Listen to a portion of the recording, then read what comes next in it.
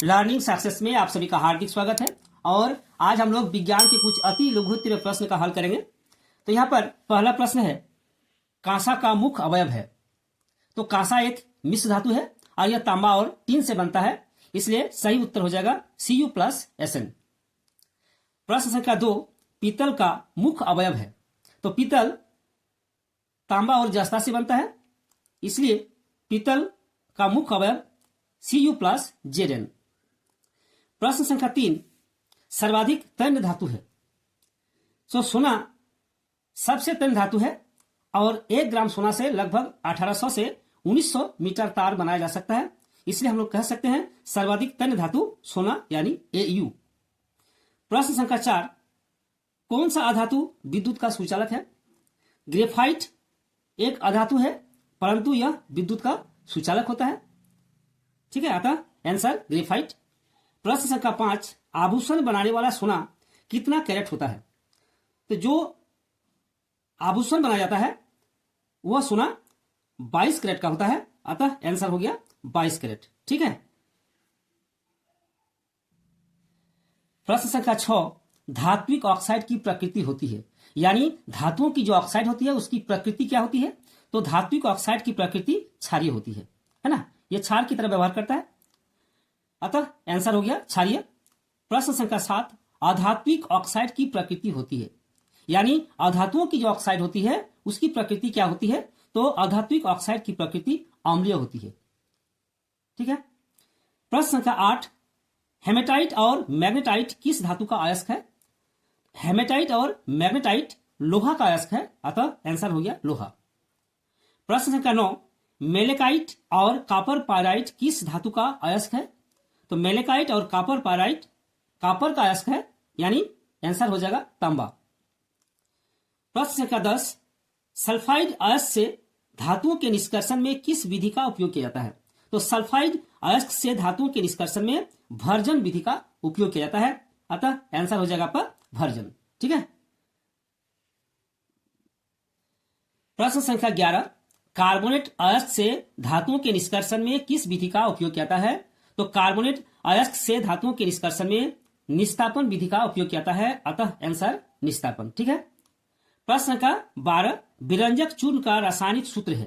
तो विरंजक चूर्ण का रासायनिक सूत्र है CaOCl2 कैल्शियम ऑक्सीक्लोराइड। ठीक है। प्रश्न संख्या 13, जिप्सम का रासायनिक सूत्र है।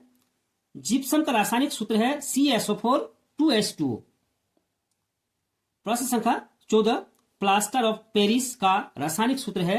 तो प्लास्टर ऑफ पेरिस का रासायनिक सूत्र है CaSO4 ½ H2O। ठीक है। कैल्शियम सल्फेट अर्ध हाइड्रेट। प्रश्न संख्या 15, तुतिया जिसे हम लोग नीला थोथा भी कहते हैं का रासायनिक सूत्र है। तुतिया या नीला थोथा का रासायनिक सूत्र है CuSO4 5H2O। ठीक है। प्रश्न संख्या 16, लोहे में जंग मुख्यतः किसके कारण लगता है। तो लोहे में जंग मुख्यतः जलयुक्त फेरिक ऑक्साइड के कारण लगता है और इसका सूत्र है Fe2O3 ठीक है, जलयुक्त फेरिक ऑक्साइड, अतः आंसर हो जाएगा आपका जलयुक्त फेरिक ऑक्साइड Fe2O3 प्रश्न संख्या 17, शुद्ध सोना कितने कैरेट का होता है। तो शुद्ध सोना 24 कैरेट का होता है। ठीक है। प्रश्न संख्या 18, 2 उभयधर्मी ऑक्साइड का नाम बताइए, यानी ऐसे 2 ऑक्साइड का नाम बताइए जो अम्लीय और क्षारीय दोनों प्रकार के गुण रखते हो, और उसका नाम है Al2O3 एल्यूमिनियम ऑक्साइड और जिंक ऑक्साइड ZnO। प्रश्न संख्या 19, उदासीन विलयन का pH मान होता है। उदासीन विलयन का pH मान 7 होता है। ठीक है, अतः सही उत्तर हो गया 7। नंबर 20, समजात श्रेणी में 2 क्रमागत सदस्यों के आणविक सूत्रों के बीच अंतर होता है। तो समजात श्रेणी के 2 क्रमागत सदस्यों के आणविक सूत्रों में CH2 का अंतर होता है। ठीक है, अतः सही आंसर हो गया आपका CH2। प्रश्न संख्या 21, एल्केन का सामान्य सूत्र है। तो एल्केन का सामान्य सूत्र है CnH2n+2। ठीक है, CnH2n+2। प्रश्न संख्या 22, एल्किन का सामान्य सूत्र है, एल्किन का सामान्य सूत्र है CnH2n, CnH2n। प्रश्न संख्या 23, एल्काइन का सामान्य सूत्र है, एल्काइन का सामान्य सूत्र है CnH2n-2, CnH2n-2, ठीक है।